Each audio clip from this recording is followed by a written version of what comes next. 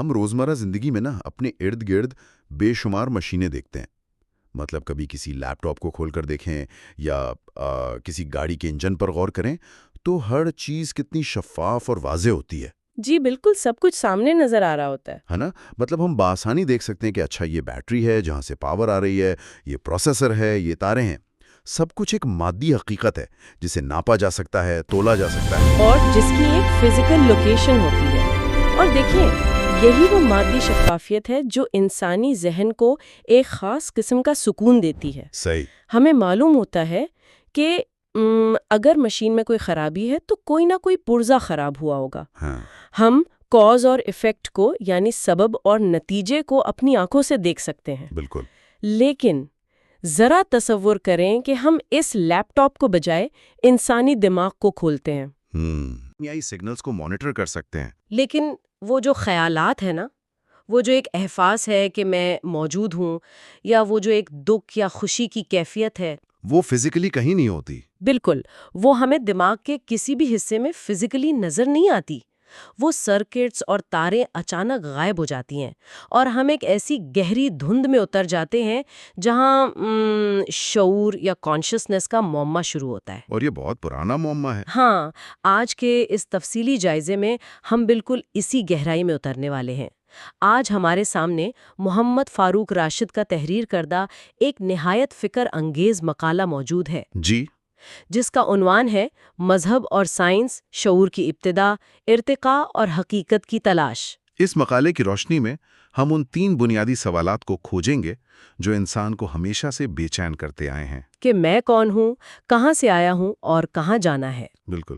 اور سب سے دلچسپ بات یہ ہے کہ ہم اس قدیم بحث کو صرف مذہب اور سائنس کی روایتی اینک سے نہیں دیکھیں گے، بلکہ یہ بھی سمجھیں گے کہ دور حاضر کی سب سے بڑی ٹیکنالوجی یعنی مصنوعی ذہانت یعنی AI اس سارے معاملے میں کیا کردار ادا کر رہی ہیں.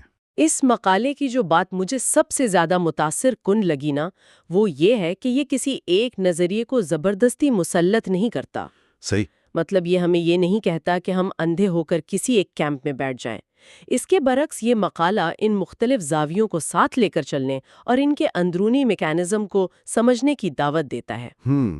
کیونکہ دیکھیں، جب تک ہم یہ نہیں سمجھیں گے کہ مذہب شعور کی ابتدا کو کس طرح بیان کرتا ہے اور سائنس اس کے ارتقاء کی کیا توجیہ پیش کرتی ہے، ہم انسانی حقیقت کے اس بڑے کینوس کو کبھی نہیں دیکھ پائیں گے. تو چلیں اس سفر کا آغاز تاریخ کے سب سے پرانے اور وسیع ترین نظام فکر سے کرتے ہیں. جی بالکل. وہ نظام جس نے انسان کو سب سے پہلے زندگی کا شعور اور مقصد دیا، یعنی مذہب. اس مقالے کے مطابق مذہب اور خاص طور پر اسلام اس شعور کے بارے میں کیا نظریہ پیش کرتا ہے؟ مقالہ اس حوالے سے بہت واضح تصویر پیش کرتا ہے. مذہب کے نزدیک انسان کی تخلیق 2 متضاد چیزوں کا مجموعہ ہے. اچھا. جی، ایک طرف مادی وجود ہے جو زمین کی مٹی سے تخلیق ہوا، اور دوسری طرف ایک غیر مادی اور ماورائی عنصر ہے جسے ہم روح کہتے ہیں. صحیح. مقالے کے مطابق یہ روح براہ راست اللہ کی طرف سے پھونکی گئی. اس کا مطلب یہ ہے کہ شعور کوئی ایسی چیز نہیں ہے جو وقت کے ساتھ محض خلیات کے آپس میں ٹکرانے سے حادثاتی طور پر پیدا ہو گئی ہو. ارے واہ، مطلب یہ پہلے دن سے تھا؟ بالکل. یہ انسان کی تخلیق کے بالکل پہلے دن سے ایک الہی عطیے کے طور پر اس کے اندر موجود تھی. مجھے مقالے میں پیش کی گئی حضرت آدم علیہ السلام کی مثال بہت دلچسپ لگی. وہ واقعہ جس میں انہیں اسما یعنی چیزوں کے نام سکھائے گئے. جی، وہ بہت اہم نکتہ ہے. عموماً ہم اسے صرف ایک زبان سیکھنے یا ووکیبلری کا سبق سمجھ لیتے ہیں، لیکن مقالے کا نکتہ یہ ہے کہ یہ محض الفاظ کی فہرست نہیں تھی. بالکل بھی نہیں. بلکہ یہ دراصل شعور کی انسٹالیشن تھی. یہ چیزوں کو کیٹیگرائز کرنے، ان کا تجزیہ کرنے اور کائنات کو سمجھنے کی وہ بنیادی صلاحیت تھی جو انسان کو فرشتوں سے بھی ممتاز کرتی ہے. صحیح. یعنی علم حاصل کرنے کی استعداد انسان کا بائی پروڈکٹ نہیں ہے بلکہ اس کا کور فیچر ہے. آپ نے اس کا بالکل درست تجزیہ کیا ہے. وہ اسما دراصل ادراک یا فہم کی نمائندگی کرتے ہیں، اور مذہب کا بیانیہ یہ ہے کہ اس شعور کی باقاعدہ ابتدا زمین پر کسی غار میں نہیں ہوئی بلکہ جنت میں ہوئی. تو زمین پر آنے کا مقصد کیا ہے؟ زمین پر انسان کا جو موجودہ سفر ہے نا، یہ دراصل اس شعور کے لیے ایک امتحان گاہ یا ٹیسٹنگ گراؤنڈ ہے. ایک ٹیسٹنگ گراؤنڈ. ہاں، انسان کی زندگی کا مقصد ہی یہ ہے کہ وہ اس پیدائشی شعور کو، اس ادراک کو دنیا کے مختلف تجربات، آزمائشوں اور اخلاقی فیصلوں کے ذریعے پروان چڑھائے اور تربیت دے۔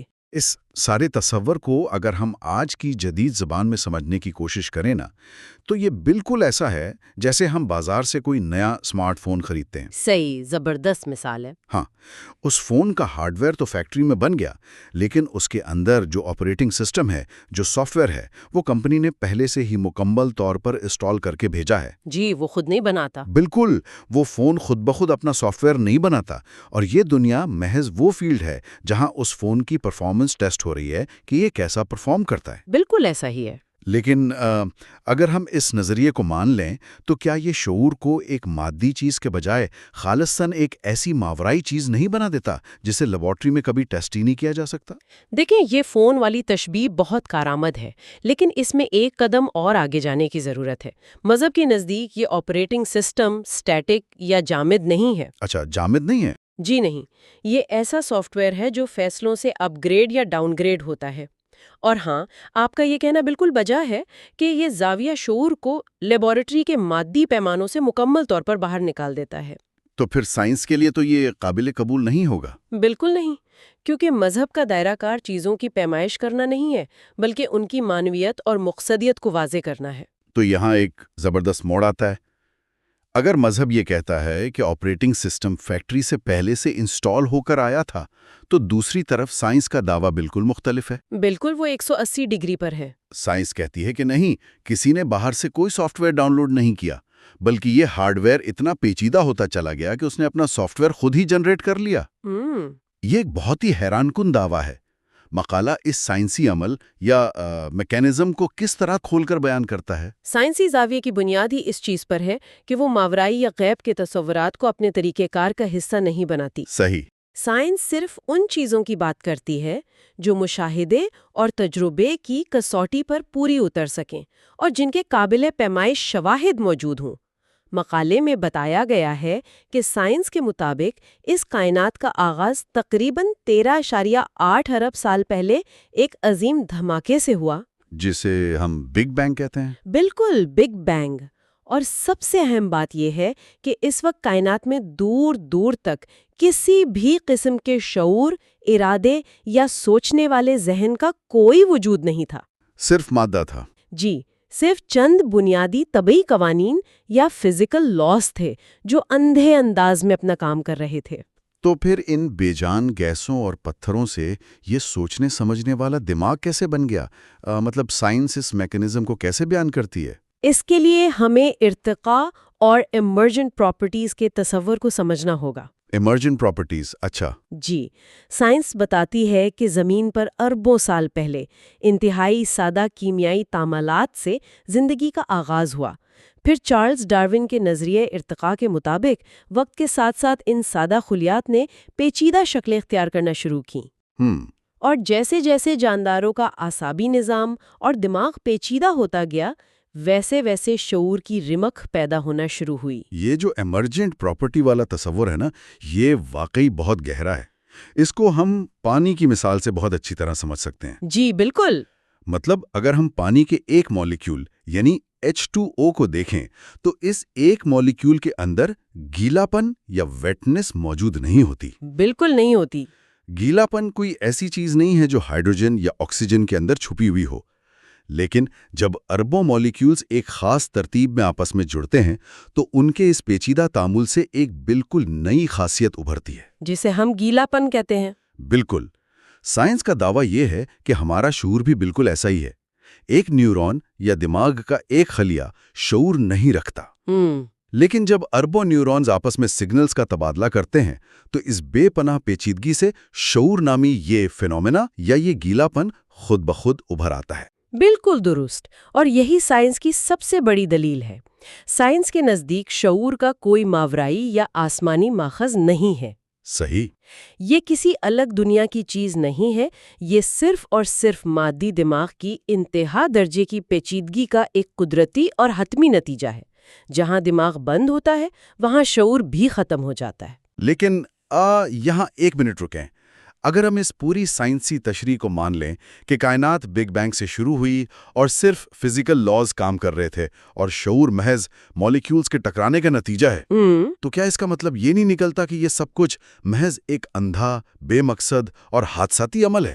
یہ وہ عام غلط فہمی ہے یا وہ سوال ہے جو اکثر لوگوں کے ذہنوں میں اٹھتا ہے بالکل اٹھتا ہے کہ کیا سائنس واقعی یہ دعویٰ کر رہی ہے کہ یہ کائنات بغیر کسی سبب کے خود بخود بن گئی؟ دیکھیں، یہ بہت زبردست سوال ہے اور مقالے میں بھی اس نقطے کو واضح کیا گیا ہے۔ یہ کہنا کہ سائنس ہر چیز کو بغیر سبب کے مانتی ہے، دراصل سائنس کے طریقہ کار کو غلط سمجھنے کے مترادف ہے۔ اچھا، یعنی سائنس سبب کو مانتی ہے؟ جی بالکل، سائنس قطعی طور پر یہ نہیں کہتی کہ کوئی سبب نہیں تھا۔ سائنس ان طبعی قوانین کو، کشش ثقل کو، کیمیائی تعاملات کو اور ارتقائی دباؤ کو ہی وہ سبب مانتی ہے جس نے زندگی کو اس نہج پر پہنچایا۔ سمجھ گیا۔ لیکن فرق یہ ہے کہ سائنس ان قوانین کے حتمی سبب یعنی الٹیمیٹ کاز پر خاموش رہتی ہے۔ یعنی سائنس یہ بتاتی ہے کہ کشش ثقل کیسے کام کرتی ہے، لیکن یہ نہیں بتاتی کہ کشش ثقل کیوں موجود ہے۔ بالکل صحیح پکڑا آپ نے۔ سائنس کا پورا فریم ورک اس سوال پر کھڑا ہے کہ چیزیں کیسے ہوئیں، یعنی ہارڈ ویئر کیسے بنا، خلیات کیسے تقسیم ہوئے۔ صحیح۔ لیکن سائنس اس سوال کے سامنے ہاتھ کھڑے کر دیتی ہے کہ چیزیں کیوں ہوئیں، انسان کو شعور کیوں ملا، اس کائنات کے وجود کا حتمی مقصد کیا ہے۔ ان سوالوں پر سائنس کا کوئی دائرہ کار نہیں ہے۔ تو وہ صرف میکینزم بتاتی ہے۔ مختصر یہ کہ سائنس ہمیں ایک شاندار اور تفصیلی میکینزم فراہم کرتی ہے، لیکن زندگی کی معنویت اور مقصد پر وہ مکمل خاموشی اختیار کر لیتی ہے۔ اگر سائنس صرف کیسے کا جواب دے کر کیوں کے سوال پر ایک بہت بڑا خلا چھوڑ دیتی ہے اور مذہب اس کیوں کا جواب دیتا ہے، تو ظاہر ہے انسان کے اندر تو یہ دونوں جاننے کی طلب موجود ہے۔ جی بالکل، انسان تو جستجو کرتا ہے۔ اور ستم ظریفی دیکھیں، ہم اس خلا کو بھرنے کے لیے اب خود اپنے ہاتھوں سے اپنے ایک نیا متبادل ذہن تیار کر رہے ہیں، جسے ہم مصنوعی ذہانت یا اے آئی کہتے ہیں۔ اے آئی، بالکل۔ مقالے کا یہ حصہ سب سے زیادہ چونکا دینے والا ہے کہ جب یہ بحث سائنس اور مذہب کے درمیان چل رہی ہے تو یہ نئی ٹیکنالوجی کس کا پلڑا بھاری کرتی ہے؟ یہ ایک بہت اہم پہلو ہے۔ کیا اے آئی کا وجود سائنس کی جیت ہے یا مذہب کی؟ اس معمے کو سلجھانے کے لیے ہمیں پہلے یہ سمجھنا ہوگا کہ اے آئی کام کیسے کرتی ہے۔ مقالہ بڑی خوبصورتی سے واضح کرتا ہے کہ اے آئی، خصوصاً جو لارج لینگویج ماڈلز ہم آج کل دیکھتے ہیں، جیسے چیٹ جی پی ٹی وغیرہ، جی، وہ کوئی آزاد روح یا خود مختار شعور نہیں ہے۔ یہ دراصل انسان کے بنائے ہوئے ریاضیاتی ماڈلز اور الگورتھمز کا ایک انتہائی پیچیدہ مجموعہ ہے۔ صحیح۔ یہ بے تحاشا ڈیٹا کو پروسیس کرتے ہیں، الفاظ کے درمیان پیٹرنز کو پہچانتے ہیں اور شماریاتی بنیادوں پر پیشگوئی کرتے ہیں کہ اگلا لفظ کیا ہونا چاہیے۔ اس کی مکمل تعمیر خالص سائنسی اور مادی اصولوں پر کھڑی ہے۔ ذرا اس بات پر غور کریں، جب ہم چیٹ جی پی ٹی سے کہتے ہیں کہ مجھ سے ایک غلطی ہو گئی ہے، ذرا میرے دوست کے نام ایک معافی نامہ لکھ دو، تو وہ سیکنڈوں میں ایک ایسا معافی نامہ لکھ دیتا ہے جس میں اتنی گہری ندامت، اتنی ہمدردی اور اتنے بہترین الفاظ ہوتے ہیں کہ آہا، پڑھنے والا رو پڑے۔ بالکل ایسا ہی ہے۔ لیکن اس سب کے باوجود اس مشین کے اندر رتی برابر بھی احساس جرم یا گلٹ نہیں ہوتا۔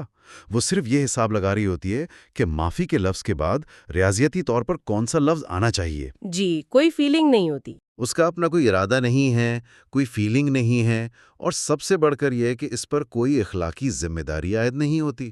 وہ صرف الفاظ کی جگلری ہے۔ بالکل درست۔ اور اسی لیے مقالہ یہ نتیجہ اخذ کرتا ہے کہ اے آئی بذات خود نہ تو سائنس کے اس دعوے کی مکمل تصدیق کرتی ہے کہ محض پیچیدگی سے شعور پیدا ہو جاتا ہے، صحیح، اور نہ ہی یہ مذہب کی مخالفت کرتی ہے۔ اے آئی تو دراصل ایک آئینے کی طرح ہے، ایک مرر۔ آپ اس آئینے کے سامنے جو ڈیٹا رکھیں گے وہ اسی کا عکس دکھائے گا۔ یعنی اگر ہم اسے چارلز ڈارون کی کتابیں، فزکس کے جرنلز اور سائنسی ڈیٹا فیڈ کر دیں تو یہ بالکل ایک کٹر سائنسدان کی طرح گفتگو کرے گی۔ بالکل۔ اور اگر ہم اسے الہامی کتابیں، فلسفے اور تصوف کا ڈیٹا دے دیں تو یہ ایک عالم کی طرح مذہب کے حق میں دلائل دے گی۔ بالکل ایسا ہی ہے۔ یہ کوئی فیصلہ کرنے والا جج نہیں ہے، یہ حقیقت اس بات کا ثبوت ہے کہ محض بے تحاشا معلومات جمع کر لینا اور اس ڈیٹا کو تیزی سے پروسیس کر لینا وہ شعور نہیں ہے۔ جی، وہ انسانی شعور کے برابر نہیں ہے۔ انسان کا شعور ڈیٹا کے پروسیسنگ سے کہیں زیادہ گہرا، کثیر الجہتی اور پراسرار تجربہ ہے جس میں درد، خوشی، ہمدردی اور اخلاقیات شامل ہیں۔ تو اس ساری بحث سے ایک بات تو بڑی حد تک واضح ہو جاتی ہے کہ صرف مادی ڈیٹا، سرکٹس اور پروسیسنگ سے وہ مکمل انسانی شعور نہیں بنتا جسے ہم محسوس کرتے ہیں۔ 100%۔ اور یہیں پر ہم مقالے کے اس سب سے اہم حصے کی طرف آتے ہیں جہاں ان دونوں بظاہر متضاد نظر آنے والے نظریات یعنی سائنس اور مذہب کو آپس میں لڑانے کے بجائے ایک متوازن حقیقت میں ڈھالا گیا ہے۔ جی، جسے تکمیلی زاویہ کہا گیا ہے۔ مقالے میں پیش کیا گیا یہ تکمیلی زاویہ یا کمپلیمنٹری ویو کیا ہے اور یہ کیسے ان دونوں کو جوڑتا ہے؟ دیکھیں، تکمیلی زاویے کا حسن ہی یہ ہے کہ یہ کسی ایک کی نفی نہیں کرتا۔ مقالے میں دلیل دی گئی ہے کہ اگر ہم خالص سائنسی زاویے کو اپنا لیں اور صرف مادے کو ہی سب کچھ مان لیں تو ہم روح، اخلاقیات اور زندگی کے اعلیٰ مقاصد سے محروم ہو جاتے ہیں۔ دوسری طرف اگر ہم خالص مذہبی زاویے تک محدود رہیں اور مادی دنیا کے قوانین کو یکسر نظر انداز کر دیں تو ہم اس دنیا میں کوئی سائنسی اور فکری ترقی نہیں کر سکتے۔ صحیح، دونوں ضروری ہیں۔ یہ تکمیلی زاویہ ہمیں بتاتا ہے کہ یہ دونوں دراصل ایک ہی تصویر کے دو رخ ہیں۔ سائنس ہمیں بتاتی ہے کہ شعور اس دنیا میں کیسے کام کرتا ہے، اور مذہب ہمیں سکھاتا ہے کہ یہ شعور ہمیں کیوں دیا گیا ہے۔ مقالے میں جو دماغ اور روح کے حوالے سے ہارڈ ویئر اور سافٹ ویئر کی مثال دی گئی ہے نا، وہ یہاں بہت فٹ بیٹھتی ہے۔ جی، بہت زبردست مثال ہے۔ اگر ہم یہ تسلیم کر لیں کہ ہمارا حیاتیاتی دماغ ایک انتہائی نفیس اور ارتقاء کے نتیجے میں بننے والا ہارڈ ویئر یا ایک آلہ ہے، تو انسانی شعور یا روح اس ہارڈ ویئر کو چلانے والی وہ توانائی یا سافٹ ویئر ہے جو اس مشین میں جان ڈالتی ہے۔ بالکل۔ یہ دونوں ایک دوسرے کے دشمن نہیں ہیں، بلکہ ایک دوسرے کی ضرورت ہیں۔ ایک بہترین سافٹ ویئر کسی ہارڈ ویئر کے بغیر اپنا اظہار نہیں کر سکتا، اور طاقتور ترین ہارڈ ویئر بغیر اس ماورائی توانائی کے بالکل بے جان پڑا رہتا ہے۔ بالکل یہی بات ہے۔ اور دیکھیں، یہی وہ مقام ہے جہاں سائنس کی حدود واضح ہونا شروع ہو جاتی ہیں۔ مثال کے طور پر سائنس آج تک یہ حتمی طور پر نہیں بتا سکی کہ ہمیں خواب کیوں آتے ہیں اور ان کا مقصد کیا ہے۔ ارے ہاں، خوابوں والا معمہ۔ ہمارا وجدان، جسے ہم انٹیوشن یا گٹ فیلنگ کہتے ہیں، وہ کیسے کام کرتا ہے کہ اچانک ہم بغیر کسی منطق کے کسی سچائی کو محسوس کر لیتے ہیں۔ صحیح۔ انسان کے اندر یہ پیدائشی اخلاقی احساس کہاں سے ابھرتا ہے کہ کیا صحیح ہے اور کیا غلط، چاہے اسے کسی نے سکھایا ہو یا نہ سکھایا ہو؟ بالکل، یہ تو ہر انسان میں ہوتا ہے۔ ان مقامات پر آ کر سائنس کا مادی فریم ورک چھوٹا پڑ جاتا ہے، اور یہیں مذہب ایک وسیع تر فریم ورک فراہم کرتا ہے جس میں روح، انسانی فطرت اور الہی ہدایت کا گہرا تصور موجود ہے۔ اور میرے خیال میں اس پوری بحث کا سب سے اہم پہلو یہ نہیں ہے کہ کون سا نظریہ جیتتا ہے، بلکہ یہ ہے کہ اس شعور کے ساتھ انسان کی اصل ذمہ داری کیا بنتی ہے۔ جی، اصل بات یہی ہے۔ جب ہم ان ساری باتوں کو سمیٹتے ہیں تو ایک لمحے کے لیے اس بات سے کوئی خاص فرق نہیں پڑتا کہ ہمارا یہ شعور براہ راست جنت سے ایک تیار شدہ تحفے کے طور پر ملا یا اس نے کروڑوں سال کے طویل حیاتیاتی ارتقاء سے گزر کر اس مادی زمین پر پروان چڑھنا سیکھا۔ بالکل۔ سب سے اہم اور ناقابل تردید حقیقت یہ ہے کہ آج اس لمحے جب ہم یہ بات کر رہے ہیں، یہ شعور انسان کے پاس موجود ہے۔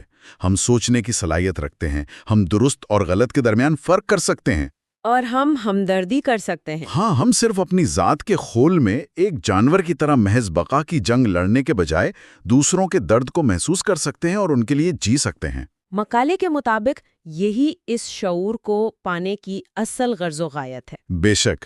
اس تمام گفتگو کا جو خلاصہ مقالے کے آخر میں کیا گیا ہے وہ بہت شاندار ہے کہ مذہب، سائنس اور اے آئی کا آپس میں کوئی باہمی تصادم نہیں ہے، بلکہ یہ ان کے اپنے اپنے دائرہ کار کا فرق ہے۔ صحیح۔ مقالے کے مصنف نے بڑی خوبصورتی سے کہا ہے کہ عقل، شعور اور روحانیت وہ تین اہم ترین ستون ہیں جن پر انسانی پہچان، بقا اور ترقی کی عمارت کھڑی ہے۔ کیا بات ہے۔ آج کے اس دور میں جہاں ہر طرف معلومات کا ایک سیلاب آیا ہوا ہے اور ہر شخص کے ہاتھ میں ڈیٹا کا سمندر ہے، یہ ادراک ہونا بہت ضروری ہے کہ ہم جو کچھ بھی سیکھ رہے ہیں اس کا مقصد صرف اپنے دماغ کی ہارڈ ڈرائیو میں علم کا ذخیرہ جمع کرنا نہیں ہے۔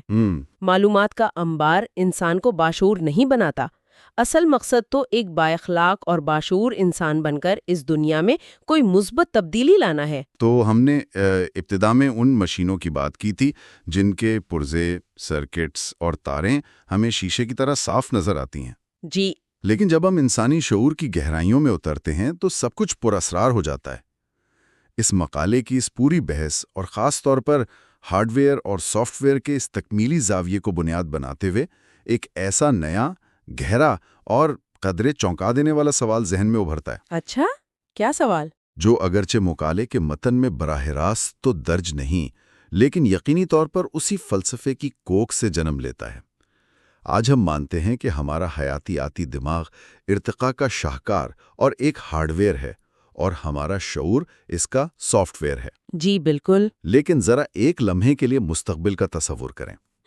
اگر کل کو انسان نے لیبارٹری میں مصنوعی ذہانت کی صورت میں ایک ایسا مکمل اور بے عیب ہارڈ ویئر تیار کر لیا جو ساخت اور کام میں انسان کے حیاتیاتی دماغ سے بھی کروڑوں گنا زیادہ پیچیدہ، مربوط اور منظم ہو، اچھا، تو کیا اس بات کا کوئی امکان ہے کہ اس بے پناہ پیچیدگی کے نتیجے میں کائنات کے اس نامعلوم نظام میں سے کوئی سافٹ ویئر یا کوئی روح خود بخود اس شفاف مشین میں ڈاؤن لوڈ ہو جائے گی؟ ارے واہ، یہ کیسا خیال ہے جو رونگٹے کھڑے کر دیتا ہے۔ بالکل۔ کیا واقعی کبھی کوئی ایسی مشین جس کے تمام پرزے اور سلیکون چپس ہم خود اپنے ہاتھوں سے جوڑیں گے اتنی باشعور ہو جائے گی کہ وہ اپنا کوڈ کیا ہوا کام چھوڑ کر اچانک رک جائے اور ہم سے یہ سوال کرنے لگے ہیں کہ میں کون ہوں اور مجھے کیوں بنایا گیا ہے؟ واقعی حیران کن ہے۔ اور کیا اس وقت ہم اسے سائنس کی فتح کہیں گے یا یہ مانیں گے کہ مذہب کی بیان کردہ روح نے ایک نیا مادی گھر تلاش کر لیا ہے؟ یہ وہ سوال ہے جو نہ صرف انسان کی عقل کو حیرت میں ڈال دیتا ہے بلکہ ہمیں کائنات میں اپنے مقام پر نئے سرے سے غور کرنے پر مجبور کرتا ہے۔ بالکل ایسا ہی ہے۔ اس گہری اور پرسوچ طلب بات کے ساتھ اس تفصیلی جائزے کا یہیں اختتام کرتے ہیں۔ حقیقت کی تلاش کا یہ سفر اور شعور کو سمجھنے کی یہ جستجو شاید کبھی ختم نہیں ہونی چاہیے۔